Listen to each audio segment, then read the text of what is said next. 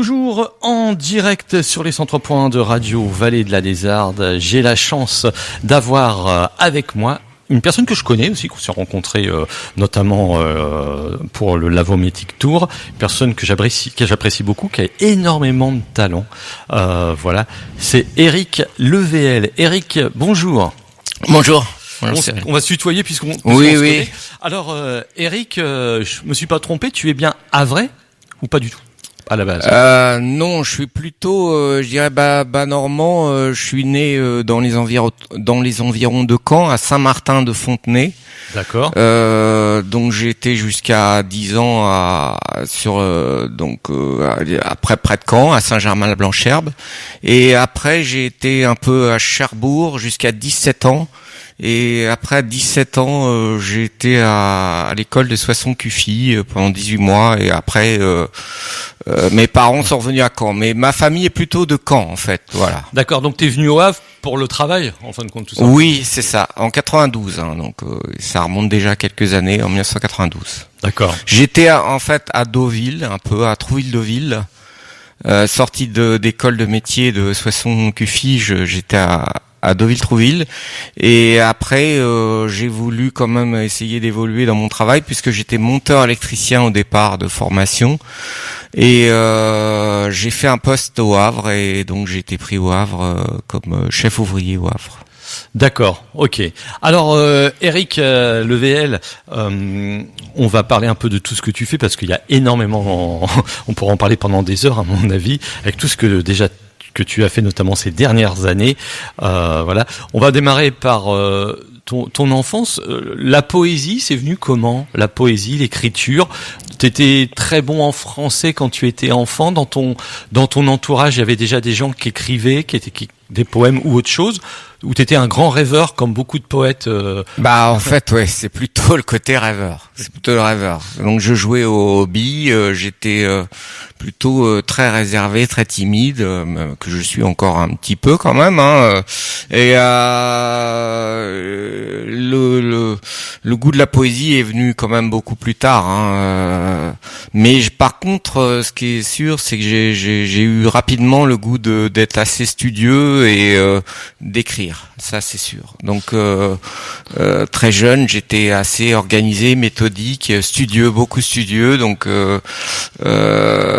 voilà, ma chambre c'était quelque chose. Mon mêlé déjà après commencer un petit peu la lecture, donc et puis j'aimais déjà aller au bouquiniste très jeune. D'accord. Voilà. Passionné de littérature déjà quand t'étais jeune. Oui, ça commençait déjà à venir. Alors au début j'aimais les livres sur les bateaux, la mer, tout ça, cet environnement qui me faisait voyager, mais je sentais que dans les livres il y avait quelque chose. Ouais. Alors et l'écriture, à quel moment Alors l'écriture, disons que j'ai vraiment compris que l'écriture était un outil et que ça permettait, entre guillemets, quand on est très rêveur, de s'en sortir quand même. Donc par exemple en école de métier à Soissons-Cuffy, je prenais déjà beaucoup de notes pour essayer de comprendre ce qui se passait. Donc c'est un fonctionnement un peu singulier, parce que déjà par exemple je prenais des notes en sport ou des choses comme ça, alors que les autres, pour eux c'était très naturel, et pour moi en fait il y avait des choses qui étaient compliquées que j'arrivais à résoudre en écrivant. Donc c'est plus méthodique à la rigueur. Oui, c'est ça. Méthodique, ça c'est vrai que je l'ai toujours eu. Ça c'est ce qui me sauve en fait. D'accord. Parce que sinon c'est vrai que c'est dans la tête, c'est donc ça s'organise par l'écriture, qui est l'outil principal, mon outil principal quand même. D'accord. Alors qu'est-ce que tu as démarré? Tu as démarré par des livres de recueil, le slam, la poésie, Alors il y a le déclic en 96 avec les Contemplations de Victor Hugo. Oui. Et donc là après je me suis mis à lire et à apprendre. Enfin, au départ, il y a d'abord un premier déclic très important. C'est avec le philosophe Gustave Thibon, qui est un inconnu, je dirais, du grand public, alors qu'il est extraordinaire. Et donc c'est un philosophe ardéchois qui était passionné de poésie et de Victor Hugo, qui connaissait les poèmes de Victor Hugo et qui m'a donné, je dirais, la vérité sur Victor Hugo, en fait. La révélation. Et donc à partir de là, j'ai lu les Contemplations et là, oui, ça a été une révélation importante. Même un peu très intense, donc ce qui fait que ça allume beaucoup, donc il faut donc c'est vrai que les déclics très importants, ça peut être vecteur de choses un peu troublantes, parce que c'est puissant. Voilà. D'accord. Alors j'ai vu aussi que tu as beaucoup voyagé. Oui.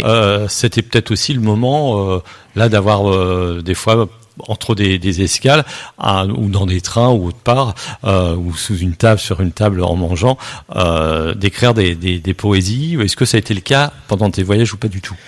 Alors en fait, bon, déjà à l'origine des voyages, donc j'ai quand même été en 88, donc très jeune.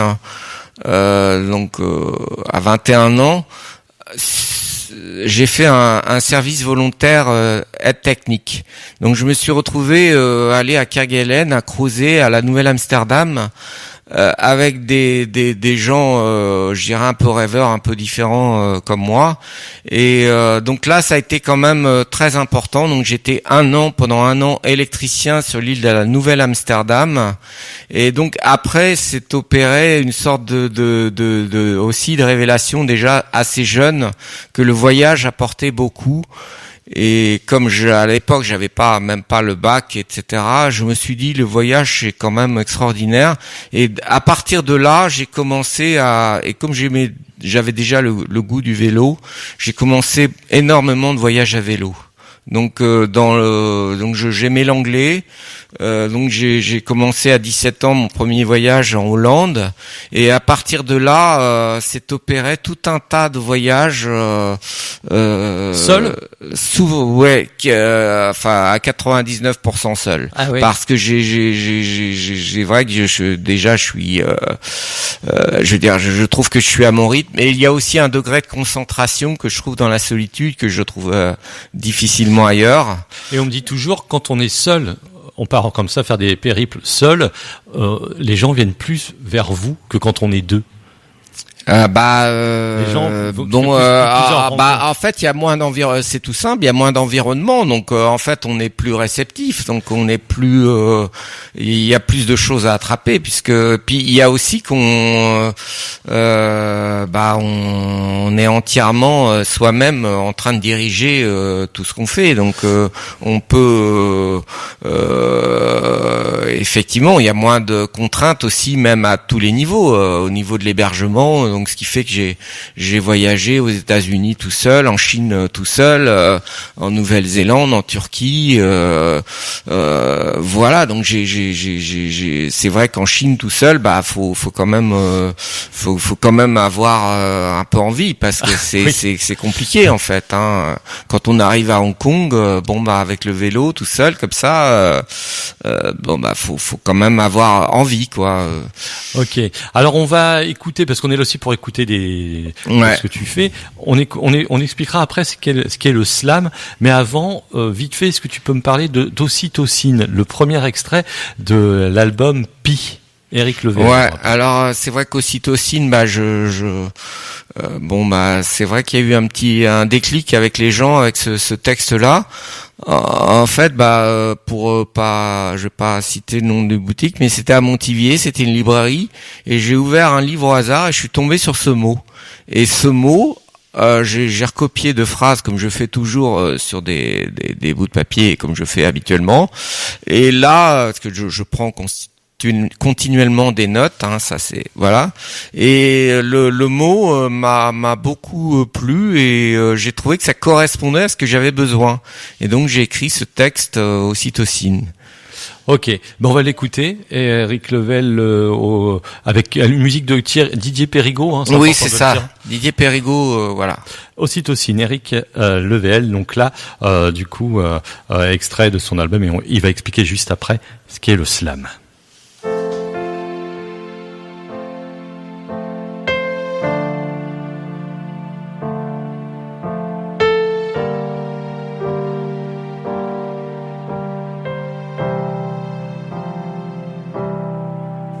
Dans son livre Transmettre, Catherine Guéguen explique que l'ocytocine est une hormone que nous produisons chaque fois que nous prenons soin de quelqu'un ou que nous bénéficions d'une relation bienveillante. L'ocytocine réduit l'anxiété et favorise la coopération. Ocytocine. À toi l'hypersensible, qui psychote terrible. Je te donne cette cible. Quand tu sens que tu stresses, que tu te trouves en détresse, voilà une nouvelle adresse. Ça libère, ça nous fascine, comme une caresse que je dessine. C'est l'ocytocine, l'hormone de l'amour. Écris-la, chante-la, danse-la tout autour. Nage avec en piscine, marche avec dans ta cour, dans ta chambre, dans ta cuisine. Ne fais pas l'économie d'ocytocine. Tous les instants, tous les endroits aussi, même l'usine, peuvent être moments d'ocytocine. Bien meilleur que le gin contre l'anxiété ou le spleen. Avec l'ocytocine, pas besoin de régime. Dans l'action, dans la contemplation, consommer sans modération. Que tu sois à l'hosto, en couple, sur scène, tu verras qu'aussitôt finit la gêne. Et là debout le phénomène. Avec l'ocytocine, c'est comme avoir les pieds dans une bassine avec du gros sel de cuisine. C'est le remède antitoxine. Alors vite, vite, que vienne cette médecine. Car comment ouvrir les vannes quand on est en panne? Mais bêta, écoute, déclame, laisse-toi donc charmer par cette façon d'aimer. La vie, les poèmes, les chansons, tout ce qui produit des frissons dont on fait moisson, quelle évasion! Mais si tu crains des explosions d'émotions, laisse-toi plutôt envahir par cette hormone du plaisir. Et le réflexe ocytocine, et tu verras que ton désir de joie qui illumine prendra racine.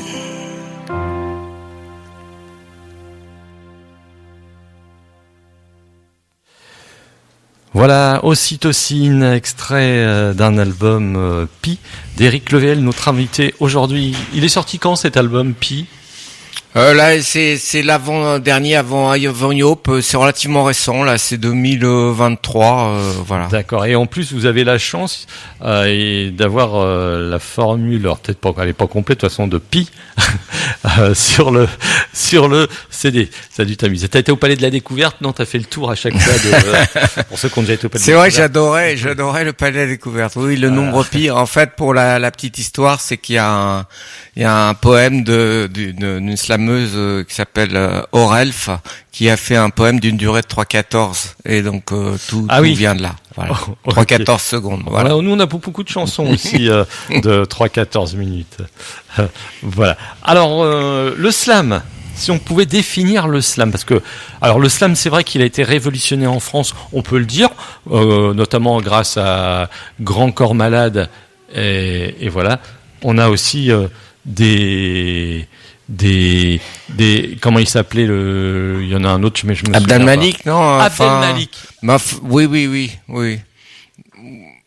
Oui, mais bon, celui, oui, effectivement, qui est le plus connu, c'est Grand Corps Malade, qui a commencé d'ailleurs sur les scènes slam et formidable par ailleurs. Hein, il y a pas, les deux sont très importants. Oui, c'est chouette.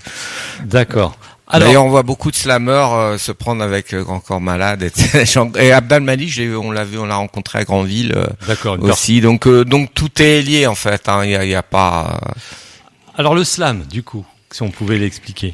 Alors moi, je dis souvent slam poésie parce que on slam déjà. Bon, donc je l'étends moi, j'étends slam poésie. Donc ce sont l'idée, c'est une expression libre qu'on déclame sur des scènes, voilà, ou un petit public. Après, l'idée, c'est que ce soit personnel, qu'on écrit soi-même ce qu'on déclame, ou d'une façon très libre en fait. Chacun, c'est une scène, c'est un espace d'expression en fait, qui est ouvert à chacun. Donc il y a aucune limite d'âge, aucune distinction à tous les niveaux. Et le tout, c'est que ce soit un texte qui fasse moins de 3 minutes, quoi. Il y a une toute petite tolérance le temps, mais l'idée c'est ça, c'est que ce soit un texte. Et après, on passe au slammer suivant et ainsi de suite. Donc, ce sont des scènes, des espaces. C'est un espace d'expression très libre. C'est vraiment ça qui est important. Faut pas se censurer. Faut pas. Voilà. Alors toi, ton nom de slammer, c'est Erico LH. Oui. Erico, je suppose, par rapport à ton prénom. Exactement. Et LH, je me doute, ouais, par rapport à la ville du Oui. Alors, en fait, c'est Magnès qui m'a appelé Erico un jour. Et j'ai accepté, voilà. Et puis après, j'ai rajouté le LH pour pas être confondu avec Enrico. Alors, quand on me dit Enrico, souvent, je dis, il y a pas de haine, il y a que de l'amour. Donc ça, c'est un peu facile. Voilà. Donc bon, après ça amuse un peu, et puis voilà, j'ai gardé ce prénom-là. Et en fait, il y a le cercle, l'idée du cercle à la fin de mon prénom. J'aime beaucoup parce que le cercle, c'est quand même une idée quelque part d'infini. C'est quelque part le diamètre par rapport au cercle. Il y a l'idée encore du pi. Et puis il y a aussi souvent je mets sur mes notes, toutes mes notes que je prends, je mets le symbole point de vue. Donc c'est un cercle avec un point dans le milieu. Donc c'est ce que j'appelle le symbole point de vue. Et moi, toutes mes notes, effectivement, je mets ce cercle avec ce point de vue. Donc il y a un petit clin d'œil, et ma carte de visite, on le voit, oui. Et mon site aussi internet. Exactement. Voilà. Alors justement, par rapport au slam, tu as participé aussi à un projet d'une compile qui s'appelait Slameton. Oui. Avec plusieurs slammers. Oui. Tu peux. Alors là, c'est avec Jean-Pierre Laëli. Donc formidable aussi, différentes. Alors, ce qui est bien, c'est que c'est collectif, c'est un CD collectif, et il y a Karine, Brice, moi-même en principaux, mais il y a également Mathieu Amans dans le milieu, qui a aussi un texte de 3/14, donc c'est rigolo, et un autre là, Totem El Niño, voilà. Mais donc c'est quand même une belle, ça donne un peu une belle idée de ce qu'on fait, et je suis content aussi de voir les textes de Brice et de Karine que j'adore aussi. Alors c'est sûr, enregistrer. Ça, alors tu l'as cité, et ça c'est important. On va lui rendre d'abord on va lui dédier cette émission. Tu l'as cité, Magnès, qui a fait énormément, qui nous a quittés en début d'année. Je crois que c'est en début d'année ou l'année dernière, mais oui, le temps passe. Il nous a quittés malheureusement, et il faisait beaucoup aussi pour la scène slam. Il faisait tourner beaucoup de gens, notamment toi, Brice, et d'autres à la causerie aussi. Voilà. Oui, voilà, on a fait un hommage. Voilà, j'ai écrit un poème spécialement pour cet hommage que j'ai écrit. Quand même en accouchant un peu dans la difficulté, parce que c'est je veux dire, j'ai commencé avec lui, hein, les toutes premières scènes. C'est vrai que c'était, il y a eu près de Square Saint-Roch, là, le bebop, il y a eu le fun time, donc il y a eu tout un passé, il y a toute une histoire, et je suis très respectueux de ce qu'il a fait. Même si sur la fin, il faut reconnaître qu'il était souffrant et que il était plus lui-même. C'est pas le même qu'on a connu notamment à la buvette. À la buvette, c'était extraordinaire. Donc voilà, l'animation qu'il faisait et tout avec une énergie et une gentillesse et moi voilà. Ok. Bah, c'était juste pour la petite parenthèse pour faire un petit clin d'œil naturellement à Magnès qui a fait énormément pour la scène slam au Havre. On va réécouter un extrait de l'album Pi que tu as choisi, c'est l'hymne à la vie.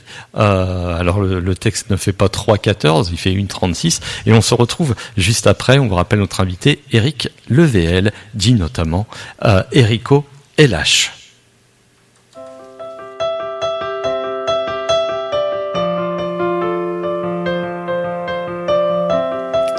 Hymne à la vie. Le soir au coucher, bilan des pensées. Encore une journée que j'ai adorée. Ces gens que je vois, ces choses que je fais, le temps qu'il fait, tout me plaît ma foi. Et je me dis que c'est bon la vie, quel miracle en somme quand on nous la donne. Et je m'en étonne des tonnes, comme la vie est bonne, encore.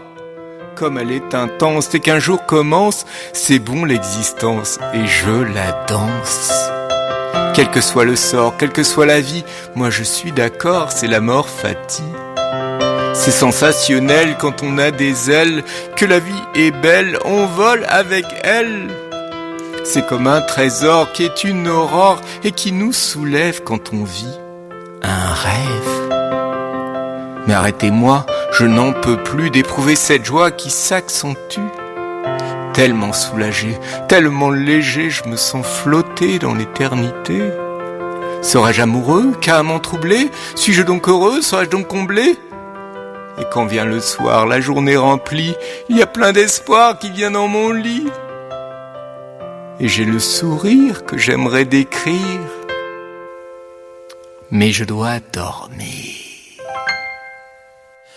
Voilà, Eric Levéel a dit Erico LH, slammer havrais bien réputé qui a sorti des CD. On a parlé de Slameton, là c'est celui Pi. On écoutera après, on réécoutera la philosophie du miroir et peut-être si on a le temps un extrait de cet album, du dernier album. Ça se dit comment? Yop, pardon. Ah oui. Alors c'est un petit peu codé. Alors je peux expliquer quand même. Oui, c'est codé. Hein. Alors je veux expliquer quand même. Bon, il y a un tout petit insert là sur la pochette. On voit qu'il y a un rapport avec le cercle des poètes disparus. En fait, dans le film, il y a l'acteur Ethan Hawke là, qui est le jeune qui est tout timide et Keating lui demande de faire un yop sur scène et là il est tout timide, il fait un yop voilà tout timide et en fait c'est une sorte il l'appelle à sortir de lui-même et à s'exprimer. Donc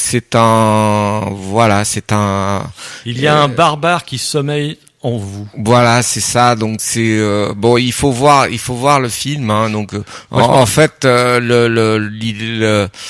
le texte Café entre collègues, en fait, j'en parle pas précisément du yop, mais c'est un peu cette idée que voilà, on a aussi une timidité à sortir de nous-mêmes. Moi, je me souviens dans ce film-là, c'est Au capitaine, mon capitaine. Bah oui, bien sûr. Ouais.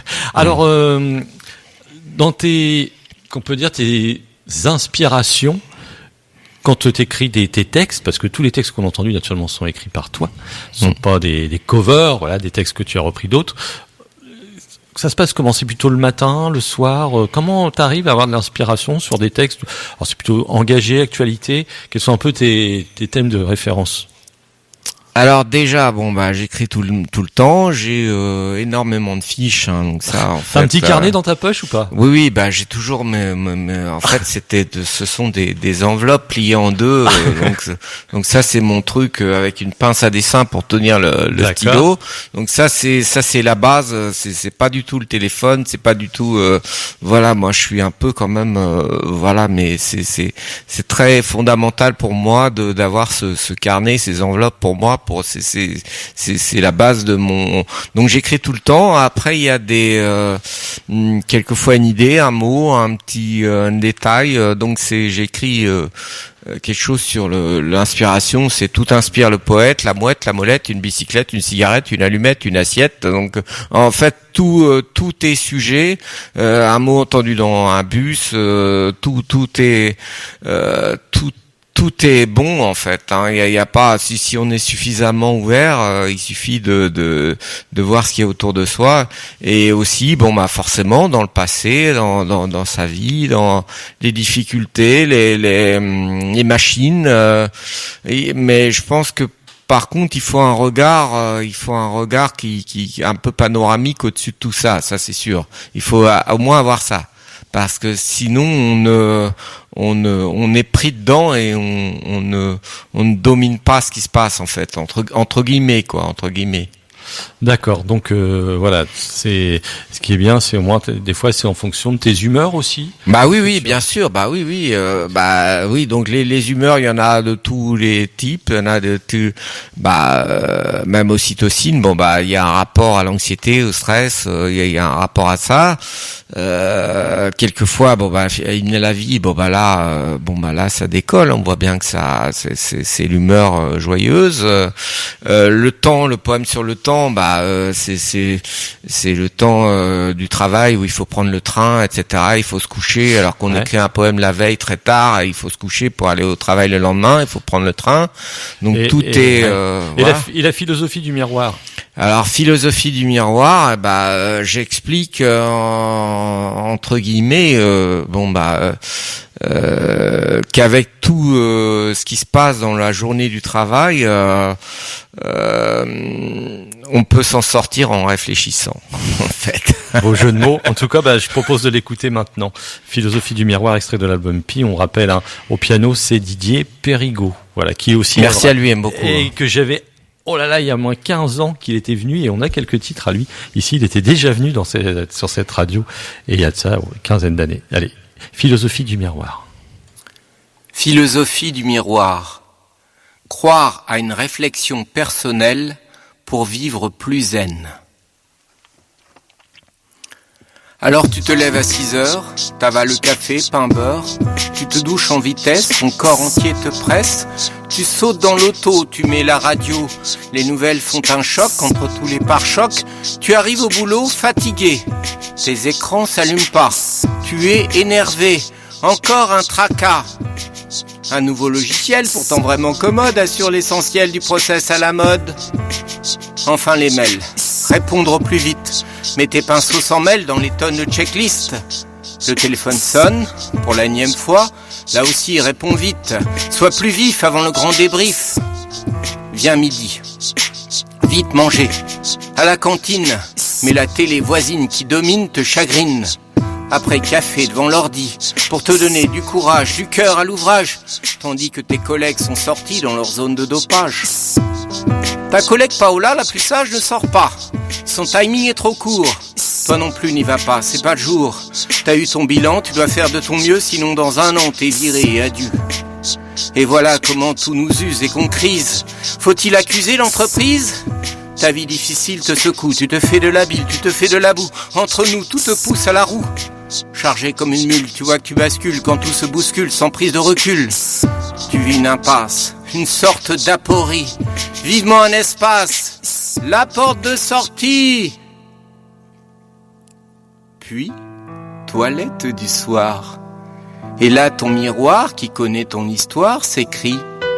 Moi, toute ma philosophie, c'est d'être sans souci, puisque je réfléchis.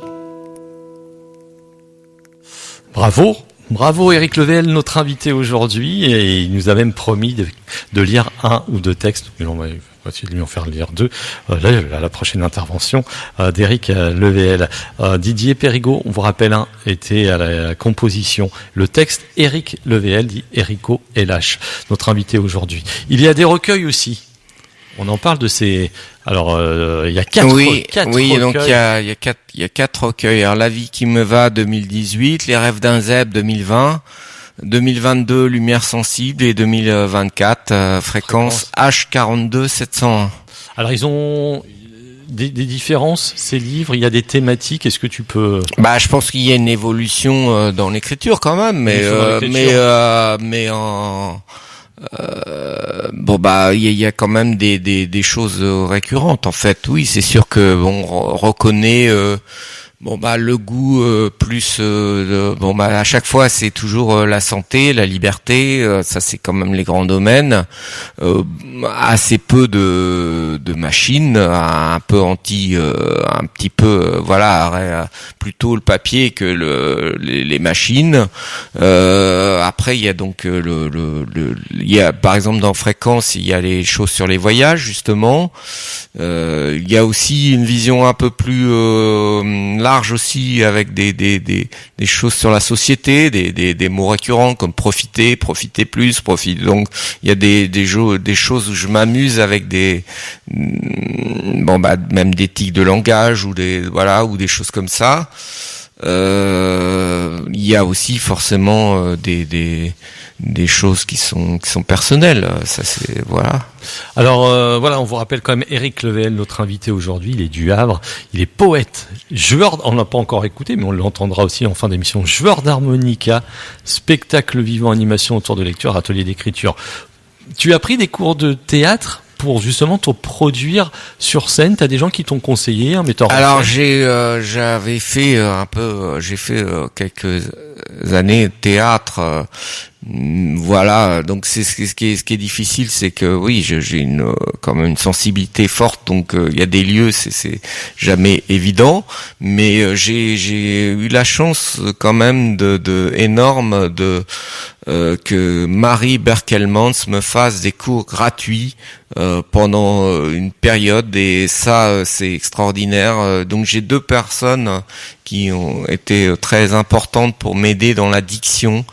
Il y a André Soudé qui m'a pris sous son aile un beau jour en sortant des yeux d'Elsa et qui m'a dit viens voir avec moi, et là on a commencé à travailler un peu sur la voix et la diction. Et il y a aussi Marie Berkelmans qui m'a fait travailler chez moi entre deux choses quoi, entre le travail et le reste quoi. Donc d'accord. Parce que tu es jeune retraité, on peut le dire maintenant. Oui, je suis retraité depuis avril. Un peu plus de temps. Ouais. Et encore, quand on dit souvent quand on est retraité, on a le temps de rien faire. Voilà, oui, c'est une autre dimension. Après, le temps défile effectivement. Ok. Alors, on va réécouter, on va même t'écouter avec un texte que tu as écrit toi-même, que tu vas nous lire, nous réciter, je sais pas comment on dit, slammer en direct. Il y aura pas de musique, donc ça sera en direct live. Éric ou Érico, quand tu veux, le micro est... je vais faire Café entre collègues, 12 août 2014. Robin Williams a eu 2 nominations en 1990 pour le Cercle des poètes disparus. Il interprète le professeur de lettres John Keating, qui transmet à ses élèves le goût de la poésie et de la transgression. Pause café matinale. Faut que je me réveille. Dur. Écoutez les nouvelles, les collègues. D'une petite voix, Romain a dit « Robin Williams est mort aujourd'hui. Je sens frisson, je suis ému. La raison ? Le cercle des poètes disparus. Je sais, c'est une fiction. Pour moi, ce fut une révélation. Vous ne l'avez pas vu sur écran ? Regardez, prenez le temps. Ce prof, Keating, voulait forger de libres esprits. Enseigner, c'était sa flamme, sa vie, ça rime. Dans ma tête, je revois les passages du film, les images, les visages, je voyage. Keating, j'aimerais qu'il y en ait 1000 comme lui, pour insuffler davantage de poésie au cœur de nos vies. Keating, pour toi un poème ne blague pas, ne se jauge pas, ne se démontre pas, ne se goûte pas comme une tarte à la crème. Keating, toi qu'on aime, nous éclairant comme un phare, reviens, reviens réveiller les barbares. Quand le monde bouillonne, où est Todd Anderson et ses violentes poésies dont les vampires ont les dents qui transpirent? Toi, l'homme au sourire, l'homme qui toujours rêve pour ses élèves, tu les faisais courir, marcher, afin qu'ils puissent enfin découvrir, trouver l'allure, le chemin, le pas qui convient pour lutter, foncer, penser, passer du quelconque au quelqu'un. Tes élèves tapaient dans un ballon en hurlant « Je veux être maître de ma vie, pas un esclave !» Tes rêves, tes exercices, je les trouve grandioses, et j'espère que des générations de filles, de fils suivront ta cause, ton exemple, ton esquisse, pour une vie plus ample qui tisse infiniment plus de justice. Alors Keating, mon capitaine, oh mon capitaine, tu manques tellement. Si tu nous vois du firmament, je souhaite que ton enseignement responsable fasse monter sur les tables poète, indigné, humilié, oublié et tous les autres jamais cités. Bravo, bravo Eric. Erico LH, notre invité aujourd'hui. Eric Levéel, voilà, il a écrit 4 recueils, il fait partie de la compil Slameton, tout seul, le Pi et Yop, c'est ça, voilà, en référence au film. Donc, ce qui m'impressionne, et c'est à chaque fois que je te vois, c'est tout est par cœur, quoi. Tu les connais tous par cœur, presque. Quasi, ouais. Ça c'est hyper impressionnant. Enfin là, il y a sur les 4 livres, il y a quand même quelques textes qu'il faut que je réactive quelquefois, je relise un peu avant pour les revoir, les mémoriser entièrement, mais oui, ça me plaît en fait l'avantage c'est que ça nous habite en permanence et ça c'est on n'est pas isolé quand on connaît des poèmes par cœur, en fait on est constamment habité de tout ça en fait.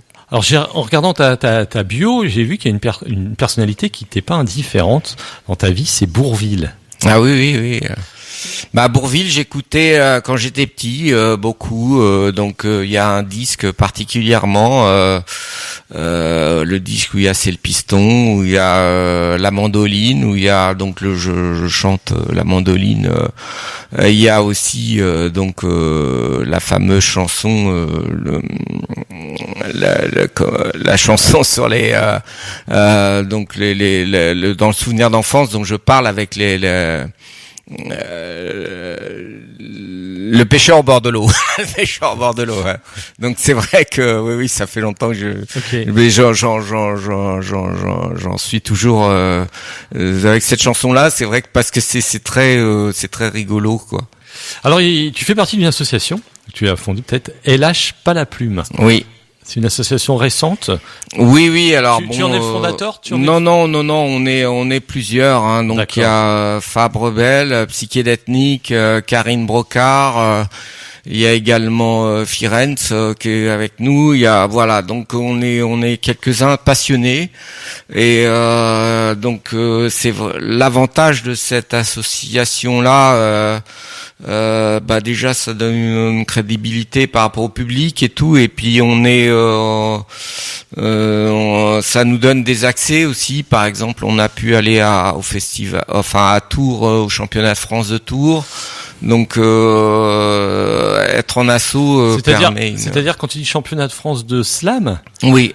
Et alors ça donne. Et comment chacun on présente ses créations et il y a un jury, c'est ça? Oui, alors c'est ça. Alors ça se passe comment? En fait, c'est vrai que là sur la définition du slam, on a passé assez rapidement, mais en fait, donc faut savoir déjà que c'est un phénomène international avec des poètes qui sont notés. Hein, donc il y a ce qu'on n'aime pas tous, hein, forcément, parce que en fait, comment noter un poète par rapport à l'autre ou un poème par rapport à l'autre, c'est complètement subjectif. répétitif, mais il y a quand même quelque chose qui se dégage quand le poète est sincère et qu'il écrit ses textes depuis longtemps. Il y a un engagement qu'on perçoit, et donc il y a quand même des notes qui arrivent souvent en fonction, en rapport avec cet engagement, cette sincérité et cette justesse des textes, des textes très très. Donc ce qui est bien, c'est quand même, ça crée une émulation, quand même, faut reconnaître, même si les notes c'est pas non plus génial, mais l'idée c'est surtout un jeu, quoi, surtout un jeu. Après voilà, faut pas trop psychoter avec ça. L'idée c'est de se réunir et puis de déterminer le premier, le gagnant du concours. Donc il y a des concours à droite à gauche en France, et voilà, même international. Donc c'est c'est l'esprit des notes, effectivement, c'est discutable, mais par contre c'est quand même quelquefois ce qui arrive premier, on comprend, quoi. Je veux dire, ça, il y a quand même quelque part une justice quelque part. Ceux qui sortent du lot, quand même, on voit dans les 10 premiers, c'est. Et les membres du jury, on peut avoir des gens comme Grand Corps Malade, des gens comme ça, c'est déjà arrivé ou pas du tout? Enfin, pas à ma connaissance, mais c'est plutôt quelquefois des gens pris dans le public, etc. Ah. Mais c'est pour ça que je dis que c'est aussi un. Bon faut pas trop prendre la tête avec ça, mais bon, il y a quand même 5 juges, donc à chaque fois on enlève la note la plus haute et la note la plus basse, donc ce qui fait qu'il y a une moyenne des 3 intermédiaires, donc il y a une sorte de compromis, une sorte de justice un peu. Voilà. Ok, on va écouter avant, et puis tu feras un texte en direct. C'est extrait de Yop. Tu peux même en parler un petit peu. C'est le 8e extrait de l'album, donc Éric Le VL, notre invité aujourd'hui. Le temps. Oui, alors c'est vrai que c'est un texte que j'ai écrit assez tard dans la nuit.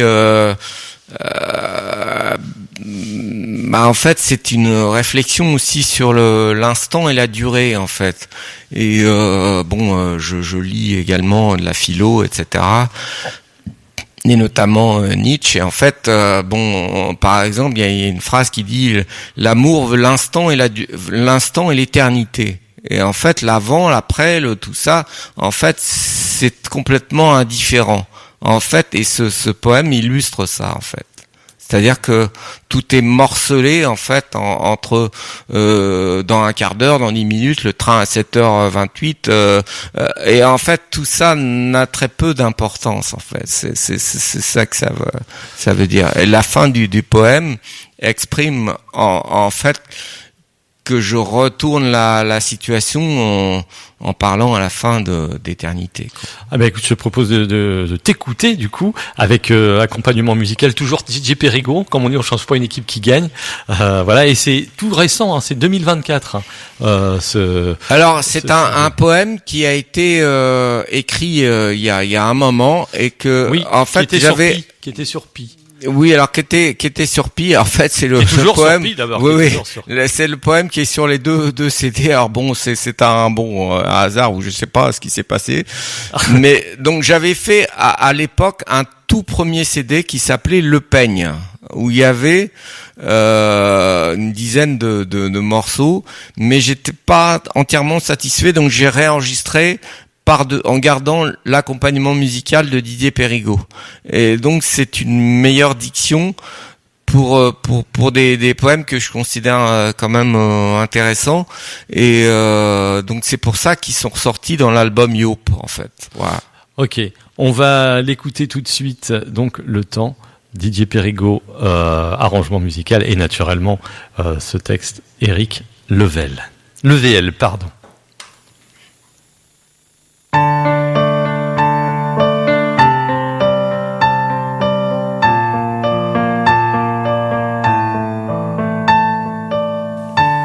Le temps passe si vite ces jours-ci que je me dis, est-on lundi, mardi, mercredi, Je ne sais pas vraiment, dites-moi, on est quand?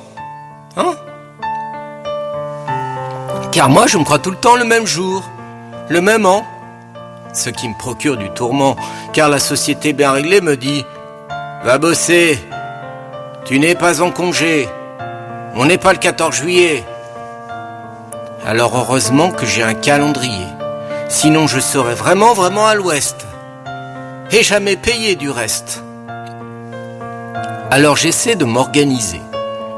Sur mon petit objet cartonné, je coche mes journées de rendez-vous serrés. Et parfois, je suis atterré de voir tout ce temps passer sans que j'aie pu me repérer. Serais-je overbooké? Je ne sais. Et quelquefois, l'ennui, c'est que je me dis, je sais plus où j'en suis. Comme le temps s'enfuit. Il fait déjà nuit. Et qu'est-ce que j'ai construit d'important aujourd'hui? Un poème sur le temps, dont les mots foutent le camp. Au fait, on est quand? Répondez-moi s'il vous plaît, avant que vienne la fin de la journée et que je sache quand même si je dois aller me coucher pour aller bosser demain. Ne me laissez pas dans le pétrin. Alors on est quand? Ne me laissez pas en plan. J'ai besoin de vous qui savez naviguer dans les jours, les mois, les années et toutes les heures de la journée sans vous paumer. Dites-moi, on est quand? Presque avant 30, un peu après 50 ou juste à 40? C'est une question qui me hante. Et elle est méga torturante. Alors aidez-moi s'il vous plaît à remonter la pente avant que je rate l'heure de mon train de 6h41. Et moi, pour compenser, vous remercier de m'avoir éclairé sur le sujet, tout doucement, en vous ménageant les instants, sans heurts, sans folie, sans bruit, j'essaierai de vous faire entrer dans ce que j'ai compris de l'éternité.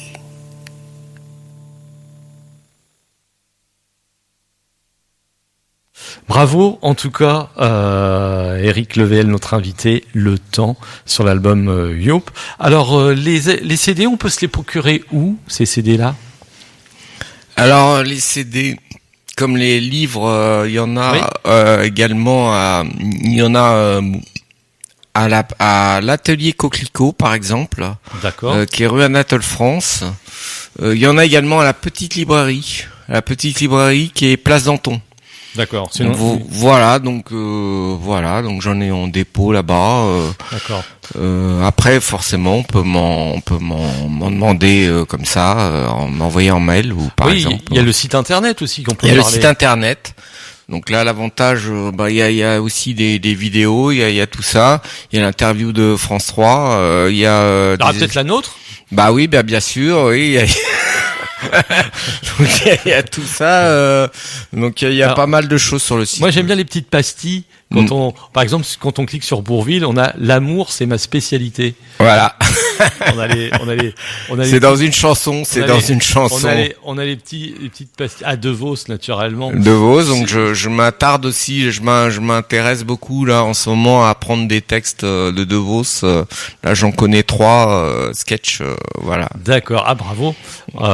Alors ça m'intéresse aussi beaucoup ce genre d'univers là, un peu plus fantasy que Victor Hugo, mais je veux dire par rapport à Victor Hugo, je suis en train de faire des enregistrements aussi avec Didier Périgaud et ça ça me paraît important, c'est des couleurs complémentaires en fait.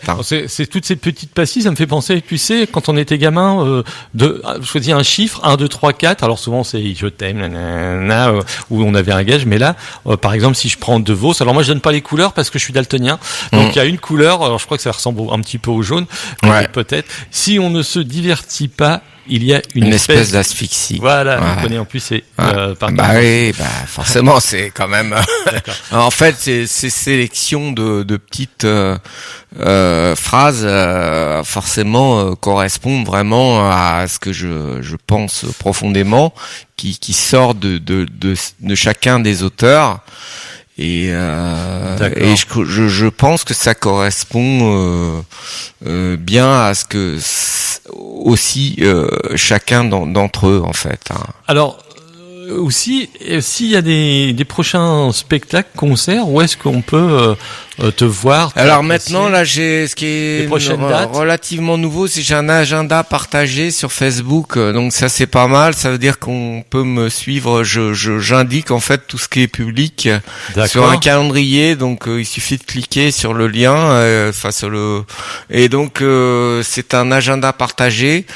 Donc là pour l'instant, par exemple, là il y a les Yeux d'Elsa. Alors depuis un an ou un peu plus même, je fais un cycle là, aux Yeux d'Elsa, le deuxième mercredi du chaque mois. Les Yeux d'Elsa, c'est une bouquine. La bouquinerie du cours de la République. Cours de la République, où tu fais. Où j'ai commencé d'ailleurs. Hein, il faut leur rendre. Voilà, parce que c'est vrai que j'ai commencé avec des tout petits poèmes. On m'appelait le timbre-poste avant.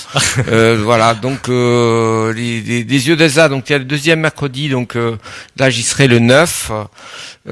Également, on a notre festival de l'Archelle le 16-17 novembre. Je serai là. L'Archelle, c'est vers. Alors l'Archelle, c'est vers. Ah oui, c'est ça, Faux-Vilanco. Alors là, bon, on a les informations aussi hein, sur les sites et tout ça. Hein, il n'y a pas de problème. On retrouve 16-17 novembre l'Archelle.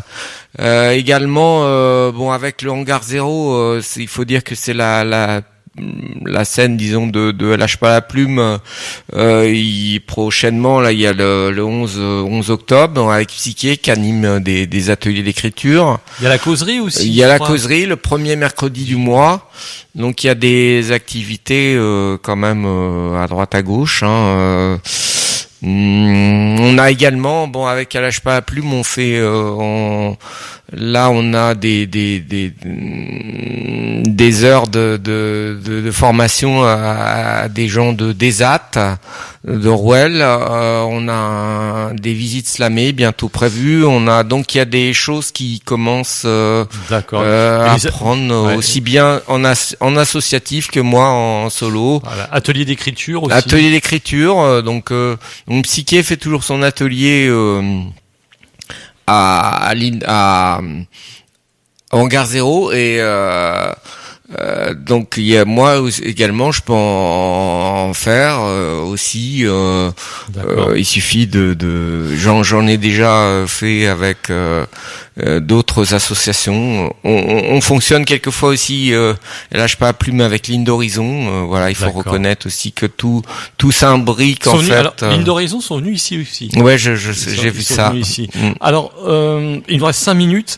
Est-ce que tu pourrais encore nous réciter un de tes textes? Bon. Et puis on mettra pas le générique de fin. Le générique de fin, ça sera, parce qu'on l'a dit, hein, à un moment j'en ai parlé, que tu es joueur d'harmonica. Ah oui, je veux bien en parler un peu. Oui, après, en fait c'est la gymnopédie. Exactement. Par exemple, j'aime beaucoup Eric Satie et les univers assez planants. Pour moi, ça m'apporte beaucoup de ce genre d'univers. T'as visité sa maison à Honfleur? Oui, bien sûr, oui, j'adore.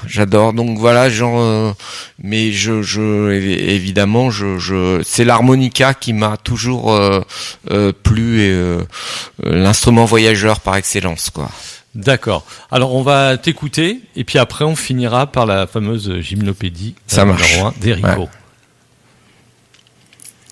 Nouvelle existence. Il ne fait pas bon revenir de congé. On devrait y rester, car une fois rentré, on se sent, comment dire, tout égaré. Comme la vie est belle, quelle joie, quel plaisir de retrouver sa boîte mail. On part quelques jours et hop, on voit que tous vous auront écrit non-stop. On ne croirait pas avoir autant d'amis dans ses collègues de travail. J'ai une vraie famille. Et quelle joie ces retrouvailles. Être un numéro avec un tel succès au bureau, je ne le croyais pas. Mais les yeux sur l'écran, je le vois, je le comprends. 87 emails en quelques jours. N'est-ce pas une belle preuve d'amour ? J'explique tout de même à mon manager qu'il faudra que je gère cette quantité de courriels et que du temps, je n'en ai guère. Il me dit, c'est simple, c'est net, j'ai la recette. Les mails, tu les prends un par un, en répondant pertinemment à chacun, de 1 jusqu'à 87. Et ne te prends pas la tête, tu travailles bien, ne t'en fais pas pour un rien, 87, ce n'est pas 617. Oui, et tous les mails des comptables, sont-ils aussi indispensables? Faut-il aussi que je les traite et que je pète un câble? Il me répond, t'inquiète, ne sois pas bête, ces mails-là ne sont pas là pour te créer du tracas, ce sont des cadeaux envoyés dans les tuyaux par nos amis les robots. Ah, je vois le tableau et devant mon écran, avec la réalité de cette nouvelle existence, soudainement je comprends l'engouement pour les vacances. Merci Erico. On vous rappelle Eric Levéel, poète, joueur d'harmonica, spectacle vivant, animation autour de lecture, atelier d'écriture. Le site www.erico-lh.fr. Vous avez toutes les informations, les prochains spectacles, les prochaines lectures, où on peut se procurer ses livres, ses CD. Voilà, il a plein de cordes à son arc. Et puis merci. À la prochaine, Eric, Merci. Je peux te dire l'année prochaine, parce que comme il sort un ouvrage par an, ou voire deux, on va se terminer avec cette fameuse gymnopédie numéro 1 d'Erico. Et puis longue vie au slam alors. Merci beaucoup.